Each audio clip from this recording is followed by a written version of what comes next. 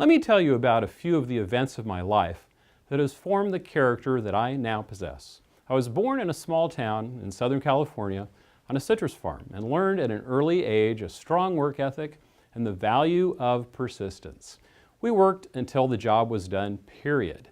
My parents were faithful Christians and we never missed a Sunday in church. Seeing my parents' faith in the circumstances that all farmers face with weather and pests and changing supply and demand, I developed a strong faith and a reliance on God who provides all things. As a young man, despite being painfully shy, I realized that I had some leadership skills when I was elected president of my church youth group, much to my surprise.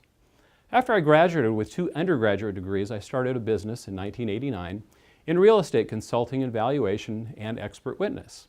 I settled in Encinitas, and the home was in a homeowners association.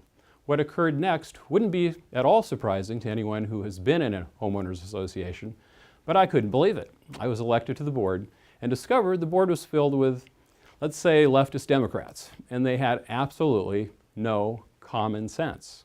They had taken over the HOA board for the purpose of letting their dogs run loose, despite small children and other homeowners who were trying to enjoy the 10-acre greenbelt.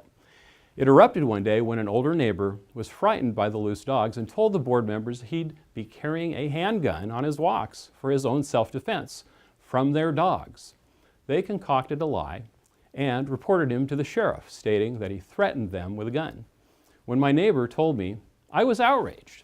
I called my attorney and I instructed him to send out a mad dog letter to the 4 leftist Democrats on the board, stating they would all be sued collectively and individually by me for violating the position they held as the board members and for not protecting the safety of fellow homeowners. The next day, they all resigned from the board. I think that was probably the best $100 I've ever spent. A new meeting forced by this resignation en masse led to a heated meeting where the result was me being elected as the new homeowners president, where I presided for about 10 years. It didn't hurt that after they had inflated our fees by about $25 a month, I was able to reduce them back down to where they had been when they took over, simply by using common sense business principles. I tell this story to reveal what I call the heart of a warrior that has developed in me over the years. When my father was diagnosed with Alzheimer's, I was thrust into running 2 businesses at the same time, my real estate business and the family farm. I soon realized that the crop income from the Sunkist packing house was running later and later every single year. And when I took over, we had not been paid that year, and it was late November. We usually were paid in August. I soon received a letter from a privately owned Sunkist packing house letting me know that our crop proceeds had effectively been stolen to pay their debts due to their gross mismanagement, and we were to attend a meeting 2 days after Christmas that year with their bankruptcy attorneys for the Sunkist packing house. It was the largest Sunkist packing house in the country with well over 100 growers in California and Arizona. After hearing their sad story, I was the only one asking serious questions about what their assets were, their debits, and what properties were owned. After 5 minutes, I was cut off, and we were told to bear with them, and they would manage some way to pay all of the farmers back somehow. A growers committee should be formed. One of the guys in the back yelled out, "I want that guy to be chairman," pointing at me. And with a unanimous vote, after knowing me for only 5 minutes, I was nominated and elected chairman of the growers committee. Imagine my surprise. My real estate expertise and knowledge, I was able to locate a 100-acre property owned by the Sunkist packing house that was free and clear of any loans, and with some further digging and research, and by the grace of God, it happened to be adjacent to a proposed golf course. How do you spell gold mine? The committee of growers objected. They wanted other assets that had loans and liens against them.